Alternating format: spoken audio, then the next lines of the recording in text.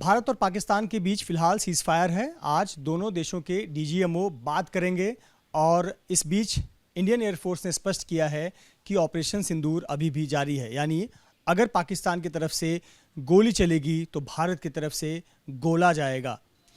लेकिन इस मुद्दे पर भारत में भी अब राजनीति हो रही है। सीज फायर होने के बाद कुछ लोग सवाल उठा रहे हैं कि आखिरकार किसके दबाव में सीज फायर किया गया। संजय राउत ने भी ये सवाल उठाए हैं। इस पर बात करने के लिए हमारे साथ संजय निरुपम, शिवसेना के नेता प्रवक्ता। सर, सबसे पहले तो ऑपरेशन सिंदूर, जिस प्रकार से भारत ने पाकिस्तान के 11 एयरबेस तबाह किए, हमारा जो मूल लक्ष्य था आतंकी निशानों को नष्ट करना, उसे नष्ट किया गया। किस तरह से देखते हैं और पाकिस्तान जो नैरेटिव फैला रहा है उसे किस तरह से देखते हैं? सबसे पहली बात यह है कि हमारे देश में जो विपक्ष के नेता हैं वो और पाकिस्तान, ये दोनों एक स्वर में बोल रहे हैं। और दोनों को मैं ये पहले बता देना चाहता हूं कि आपकी सोच जहां खत्म होती है ना, वहां प्रधानमंत्री नरेंद्र मोदी की सोच शुरू होती है। भारत की तरफ से यह फुल फ्लेजेड वॉर नहीं था, युद्ध नहीं था। यह एक प्रकार की सैनिक कार्रवाई थी उनके आतंकवादी ठिकानों के खिलाफ। और आतंकवादी ठिकानों को हम लोगों ने नष्ट किया। ऐसे 9 ठिकाने दिखाए गए हैं, जिसमें मुरीद के और बहावलपुर तो बहुत बड़ा ठिकाना माना जाता है। और उन ठिकानों पे कैसे लगभग 100 से ज़्यादा आतंकवादियों का खात्मा हमने किया, इसके सबूत भी सामने हैं। और पाकिस्तान में हाय तौबा मची हुई है। अजहर मसूद जैसे खूंखार आतंकवादी, उसके भाई जिसने डेनियल पर्ल की हत्या की थी और जिसने IC-814 को हाईजैक किया था, पुलवामा में जिसकी एक भूमिका थी, उसको ख़त्म करना मुझे लगता है एक बहुत बड़ी उपलब्धि है हिंदुस्तान की।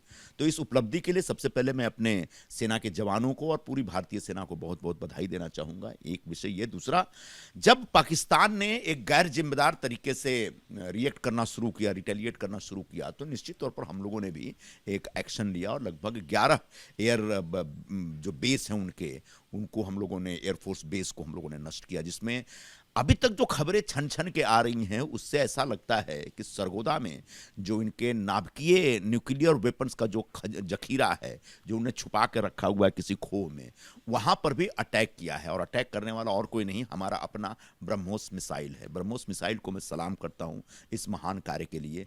तो वो अटैक हुआ नहीं हुआ, कितना खतरनाक है, सचमुच उनके हथियारों को कितना हम लोगों ने बर्बाद किया, यह आने वाले दिनों में समझ में आएगा। लेकिन यह बात स्पष्ट है कि पाकिस्तान को बुरी तरह से पूरी दुनिया में हमने एक्सपोज किया।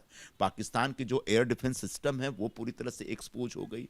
पाकिस्तान के जो सैन्य ताकत है वो हिंदुस्तान के आगे बहुत कमजोर है, यह भी स्पष्ट हो गया।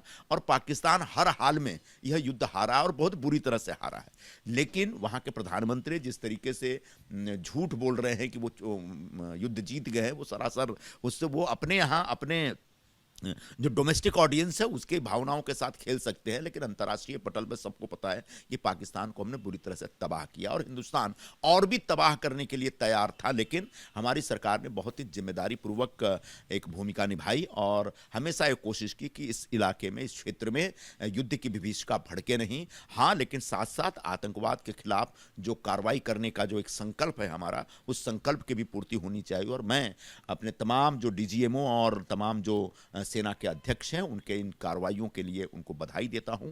और भारत जीता है और बहुत ताकत से जीता है।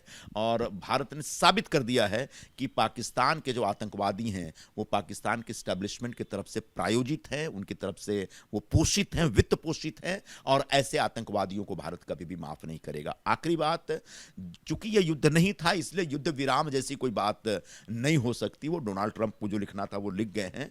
ऑपरेशन सिंदूर एक आतंकवाद के खिलाफ सैनिक कार्रवाई थी और वो कार्रवाई अभी भी जारी है। हमारे सेना के जो प्रमुख हैं उन्होंने घोषणा कर दी है कि सेना के जवानों को यह साफ साफ, जो कमांडर्स को साफ साफ यह निर्देश दे दिया गया है कि अगर पाकिस्तान अपनी तरफ से कुछ भी बुरी हरकत करता है तो चुप नहीं बैठना है। मतलब कोई विराम नहीं है, यह ऑपरेशन सिंदूर अभी जारी रहेगा। ये जो जिस प्रकार का नैरेटिव पाकिस्तान की सेना और उनके नेता फैला रहे हैं कि हमने इतने फाइटर जेट भारत के मार दिए, यहाँ तक कि बेंगलोर पोर्ट तक उड़ा दिया, वहाँ बेंगलोर में उनको पोर्ट भी मिल गया और पटना में भी पोर्ट उनको मिल गया।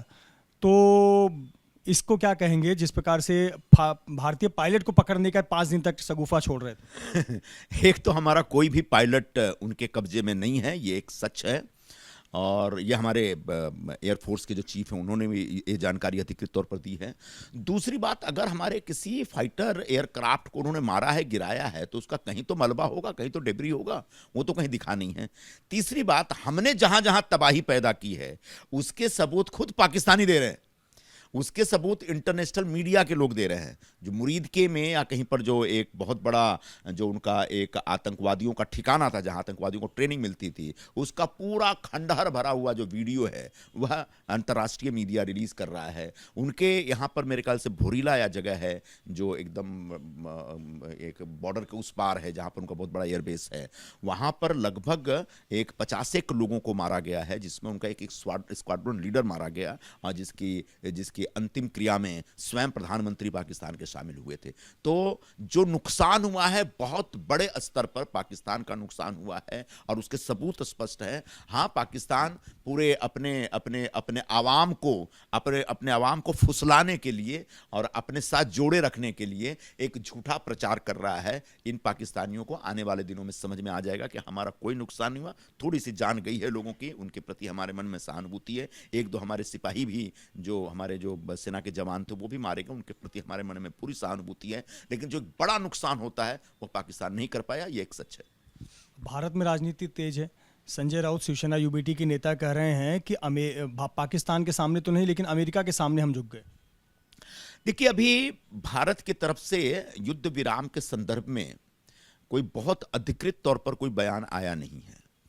खासकर प्रधानमंत्री की तरफ पूरा देश देख रहा है कि वो क्या बोल रहे हैं, और अभी तक उन्हें कुछ बोला नहीं है। तो जो बातें अमेरिकी राष्ट्रपति ने कही है उन बातों से हम किस हद तक सहमत हैं और आगे किस हद तक सहमत रहेंगे, अभी इस समय कुछ भी कहना मुश्किल है। हाँ, ये जो हमारे अपोजिशन में लोग बैठे हुए हैं, उबाठा वाले जो लोग हैं, चाहे कांग्रेस वाले लोग हैं, ये समय समय पर प्रधानमंत्री नरेंद्र मोदी को कमजोर दिखाने का कोई मौका नहीं ढूंढते हैं और कई बार अपनी ही मुंह की खाते हैं। तो मैं उनको बता देना चाहता हूं कि आपकी सोच जहां खत्म होती है ना, वहां पर मोदी जी की सोच शुरू होती है। अभी आगे क्या है, आगे क्या होने वाला है भविष्य में, अभी इनको भी पता नहीं है। अगर किसी को पता है तो सिर्फ और सिर्फ नरेंद्र मोदी जी को पता है। एक ग्रुप है, एक वर्ग है जो मीडिया, सोशल मीडिया के माध्यम से जब भारत कार्रवाई कर रहा था तो कर रहा था डी एस्केलेट, से नो टू वॉर, ऐसे तमाम वीडियो प्रसारित कर रहा था कि जंग में तो जो लड़ता है उसका परिवार रोता है, ये तमाम बातें कर रहे थे। जैसे ही सीज फायर हुआ उनके सुर बदल गए और कह रहे हैं कि हर कोई इंदिरा नहीं हो सकता, इंदिरा ने 2 टुकड़े किए, तुम पीछे हट गए। ये हमने देखा था कि ये बेसिकली ये एक मोदी सिंड्रोम से ग्रस्त है। इनको सरकार, एनडीए की सरकार, मोदी सरकार कुछ भी करेगी तो उसके खिलाफ जाना ही जाना है। अगर हम पाकिस्तान के खिलाफ कार्रवाई करते हैं तब इनको तकलीफ होती है, अगर कार्रवाई करने में थोड़ा सा वक्त लगता है तब बार बार तकलीफ होती है कि क्यों अभी तक कार्रवाई नहीं हुई। पुलवामा के समय आपने क्या कार्रवाई की थी, पहलगांव में इतना बड़ा आतंकवादी हमला हो गया, अभी तक आप चुप क्यों बैठे हैं, डर गए क्या?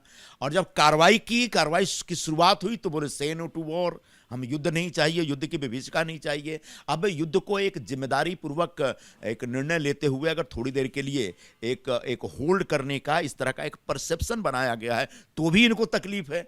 तो इन लोगों को पूरा देश देख रहा है और देश के जो 140 करोड़ लोग हैं उनकी भावनाएं मोदी जी के साथ जुड़ी हैं और उनका विश्वास मोदी जी में बहुत बड़े पैमाने पर है। और इस विश्वास के साथ ये जितना भी खिलवाड़ करेंगे ये अपनी ही मुंह की खाएंगे, इनको अपना ही नुकसान होगा। बहुत धन्यवाद हमसे बात करने के लिए।